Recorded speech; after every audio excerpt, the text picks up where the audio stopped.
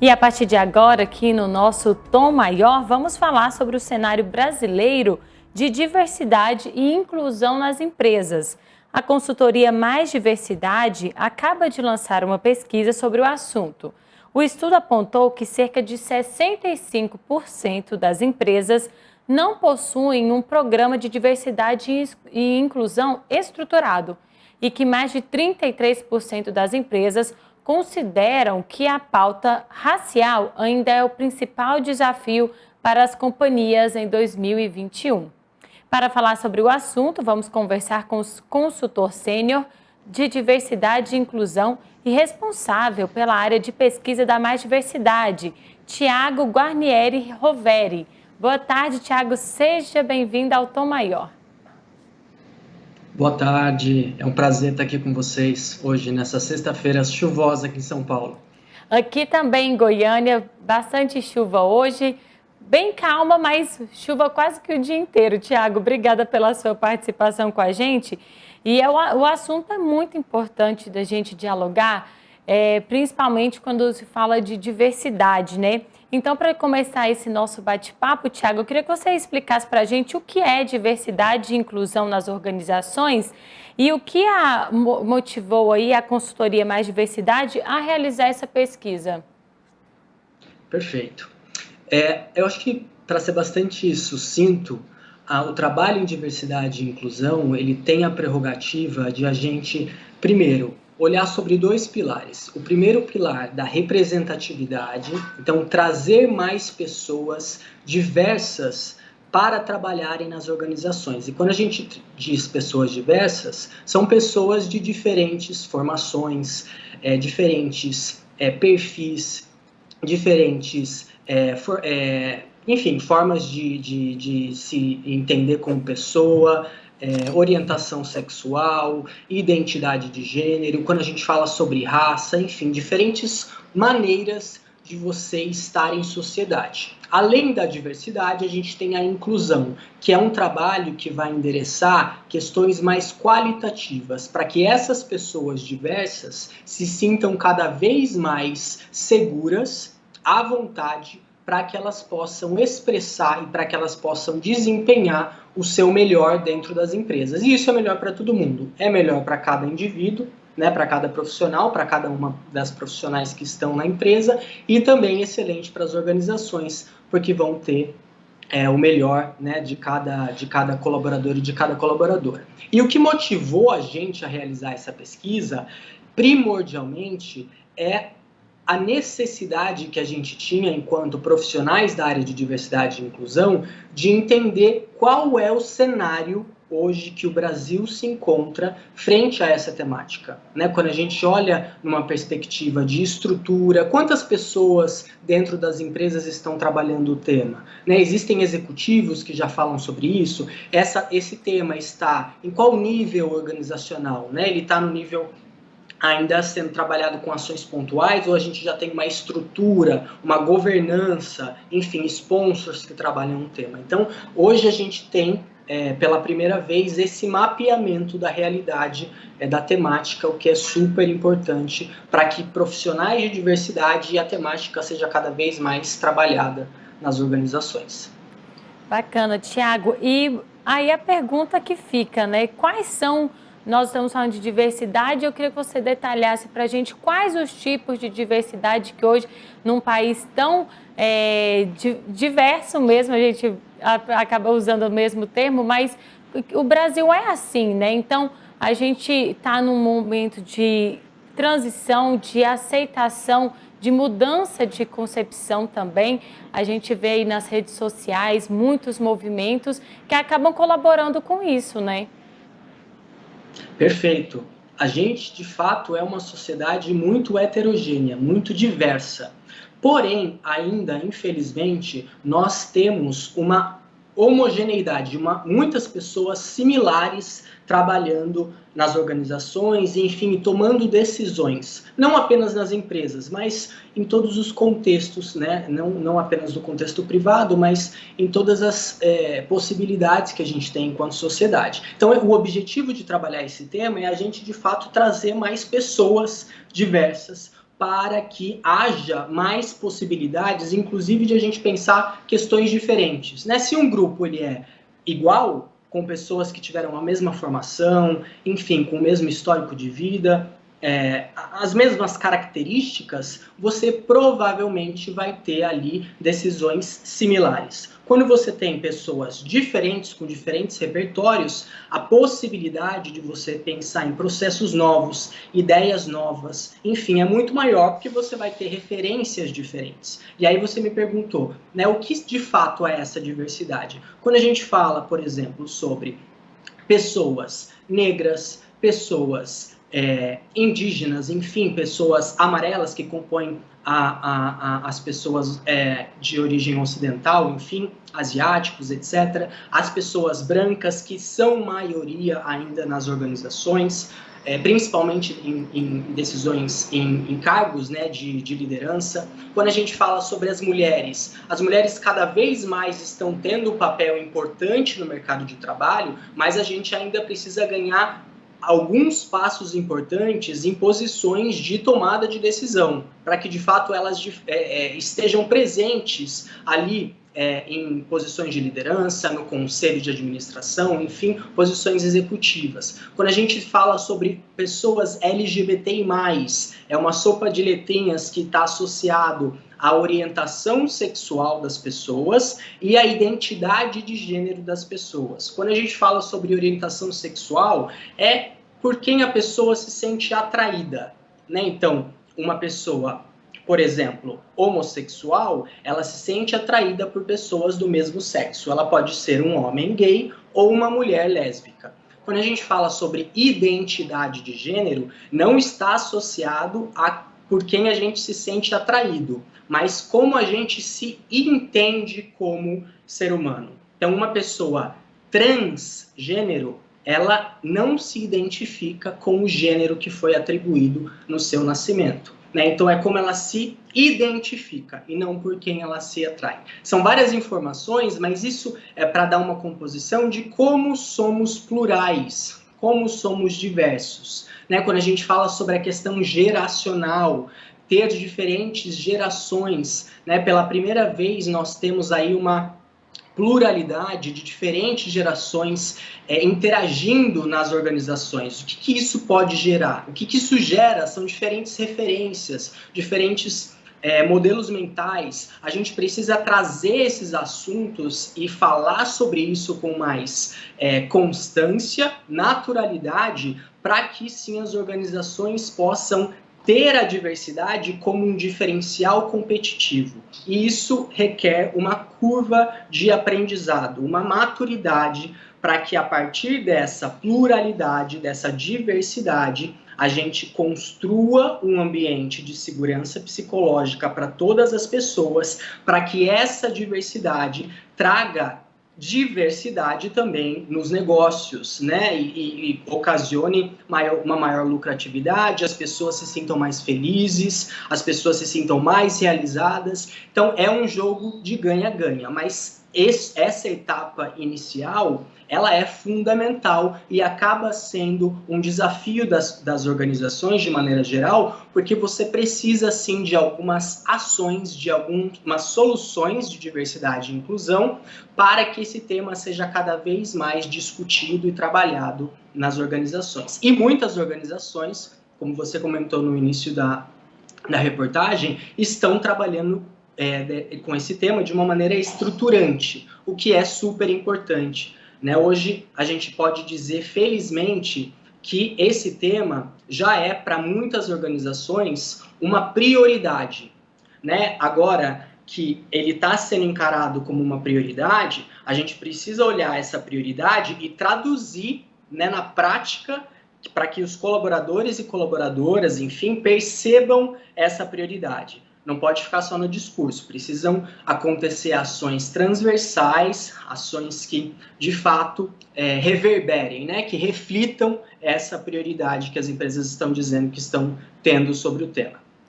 Tiago, aproveitando a sua resposta, eu queria que você explicasse para a gente e para os empresários, gestores que nos acompanham aqui no nosso Tom Maior e têm interesse de estruturar aí a sua empresa, para esse ambiente de diversidade e inclusão.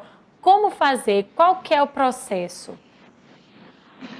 A gente aqui na consultoria, a gente tem uma metodologia específica para esse trabalho, né? Então, acho que o primeiro passo é definir uma estratégia de diversidade e inclusão ancorada com a prerrogativa, né, as estratégias da organização. Então, isso sim tem que estar vinculado à liderança, à alta liderança da organização, para que a gente possa ter qual é o direcionamento de diversidade e inclusão que a minha organização, com a minha cultura, né, com os meus colaboradores, com a minha dinâmica organizacional, o que a gente entende sobre diversidade e quais são as prioridades que a gente quer trazer para isso. O tema é muito abrangente. Então, eventualmente, eu posso ter uma realidade, dependendo, por exemplo, do setor onde eu estiver, em que eu tenha, por exemplo, o mesmo número de homens e de mulheres na organização. É diferente de um outro setor, que pode ser que tenha muito mais. Então, as prioridades, elas precisam ser entendidas de acordo com a conjuntura. E, para isso, a gente trabalha, né, com rituais, da mesma maneira que a gente tem reuniões periódicas de negócios, de subprocessos das empresas, a gente também tem reuniões periódicas para trabalhar esse tema. Então, ponto 1, estratégia bem definida. E ponto 2, governança muito bem definida. O que eu quero dizer com governança? Como esse programa vai estar estruturado e quem será responsável ou quais pessoas serão responsáveis por ele? Né? Quantas instâncias a gente vai ter? Vai ter um comitê executivo? Vai ter um comitê de diversidade? Vão ter grupos que vão tocar as ações que esse comitê de diversidade desenhar? É super importante a gente dar essa estrutura, essa robustez ao tema, para que, de fato, ele se torne um programa de diversidade e gradativamente a empresa e os colaboradores dessa empresa percebam, né, o nível de maturidade, de profissionalismo que o tema está sendo dado. Nós já falamos aqui sobre os benefícios, né, o que significa diversidade. Eu queria agora que você falasse para a gente, Thiago, sobre os desafios atuais aí da diversidade nas empresas. São muitos. Nessa pesquisa, os dois principais desafios, né, e apontados pelas organizações, foram cerca de 300 organizações participantes. O que foi trazido primordialmente é a atração de perfis diversos, né? Quando a gente fala de perfis diversos, então, como a gente consegue trazer uma maior representatividade em todas as áreas da organização. Então, por exemplo, a gente faz um mapeamento ali na minha área de vendas, eu quero ter por exemplo, mulher negra com deficiência. Então, esse trabalho, né, de cirúrgico, de você identificar onde a minha empresa pode ser ainda mais diversa, é tido como um grande desafio e como uma prioridade das organizações, porque elas já entenderam que isso gera valor para o seu negócio. Um outro ponto fundamental, que é algo que tem sido trabalhado nos últimos anos, mas continua sendo uma prioridade, é o treinamento e a sensibilização das lideranças da organização para este tema. E aí, quando a gente fala de sensibilização, a gente está dizendo não apenas trazer esse tema para que os líderes entendam, conheçam a temática, mas que também se tornem cada vez mais embaixadores, corresponsáveis pela diversidade e inclusão. É super importante a gente dizer, né, que o modelo ideal de uma organização é quando a diversidade e a inclusão seja uma responsabilidade de todas as pessoas que trabalham na empresa. Então, não é uma responsabilidade, por exemplo, do profissional de diversidade da empresa, apenas. Não é uma responsabilidade apenas das lideranças.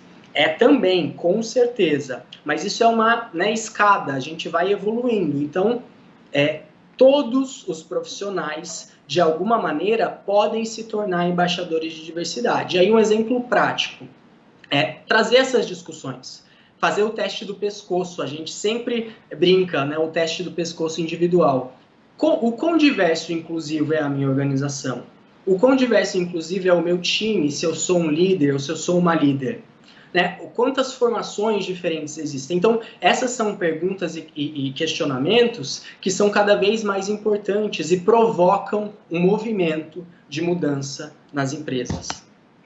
Estamos conversando com o consultor sênior de diversidade e inclusão e responsável pela área de pesquisa da Mais Diversidade, Thiago Guarnieri. Thiago, agora eu quero te perguntar especificamente sobre essa pesquisa. Eu queria saber o que mais que vocês descobriram aí. Vocês observaram que se existe muito preconceito ainda dentro desse ambiente corporativo? Quais foram aí os principais pontos nesse quesito de preconceito dentro do ambiente corporativo que vocês descobriram e estão apontando nessa pesquisa?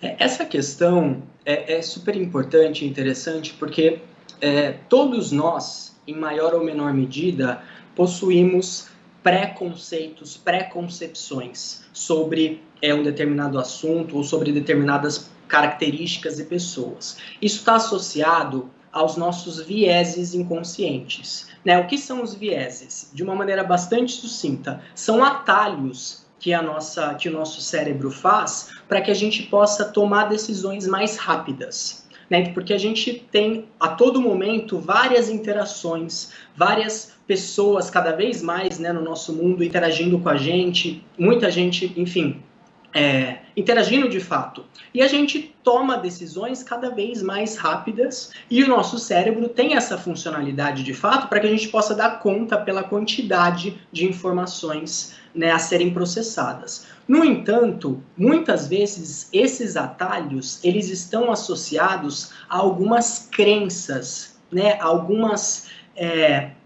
características, enfim, que foram construídas ao longo da nossa formação, né, ao longo da nossa formação enquanto indivíduo. E muitas vezes essas crenças, elas estão associadas a preconceitos, sim. Então, primeiro ponto, a gente entender que sim, temos, em maior ou menor medida. E para a gente trabalhar isso, a gente precisa falar sobre isso. Né? Então, essa é uma ação que está acontecendo bastante nas organizações. Então, o que são vieses? Quais são os tipos de vieses? Como a gente, de fato, trabalha esses vieses para que a gente possa, sim, ter um comportamento mais diverso e mais inclusivo. Né? Quando a gente olha um resultado da nossa pesquisa, né, que elucida muito o que tem acontecido, não só no Brasil, mas no mundo, quando a gente pensa nesses grupos de diversidade, então, pessoas com deficiência, pessoas negras, pessoas LGBTI+, enfim,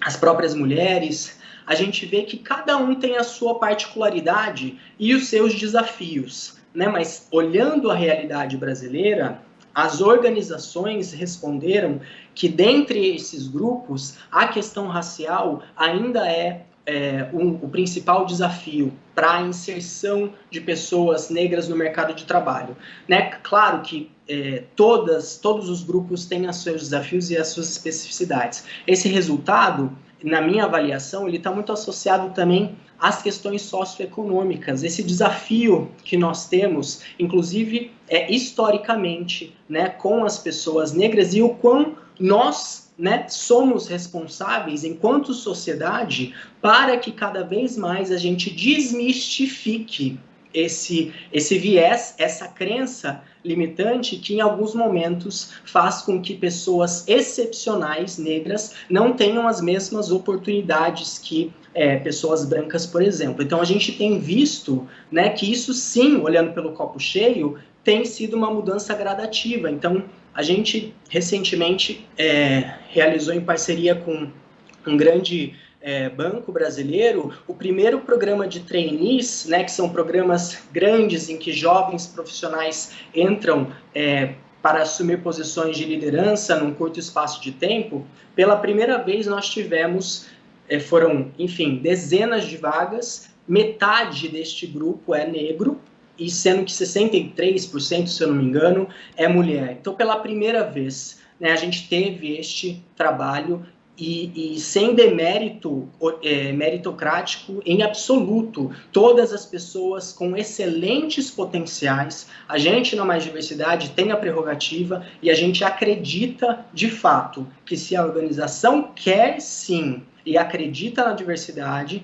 ela vai encontrar perfis diversos com excelentes qualificações e vai, de fato, colher os frutos, né, dessa diversidade, dessa inclusão. E esse programa de diversidade e inclusão, eles ajudam, né, na superação desses preconceitos que a gente citou aqui hoje. Tiago, muito obrigada pela sua participação. O Tiago, que é consultor sênior de diversidade e inclusão e responsável pela área de pesquisa da Mais Diversidade. Muito obrigada por esclarecer aqui, por colaborar com a gente nesse assunto tão importante e quem sabe assim a gente conseguiu movimentar aí um pouquinho também os gestores, empresários aí sobre esse programa de diversidade. Eu que agradeço, super obrigado pela oportunidade de dividir com vocês, falar um pouquinho em Goiânia sobre esse tema que eu sou apaixonado. A nossa consultoria Mais Diversidade é uma consultoria que se posiciona, de fato, com o objetivo de transformar as organizações por meio do trabalho e com a possibilidade de trazer pessoas com excelente potencial e uma diferença que vai, de fato, trazer resultado para as organizações. Então, quanto mais a gente tiver esses espaços para a gente divulgar esse tema que é cada vez mais importante, para a gente é um prazer, né? Caso vocês tenham interesse em conhecer um pouco mais da nossa consultoria, fiquem à vontade, né? maisdiversidade.com.br e nós estamos em todas as redes sociais. maisdiversidade.com.br, a gente já deixa aqui também no nosso site, aqui na TV, na Rádio AM 730. Muito obrigada, Tiago, até a próxima. Muito obrigado, até mais. E para você acompanhar aí a entrevista com o Tiago sobre esse programa de diversidade e inclusão dentro das empresas, é só acessar o sagresonline.com.br.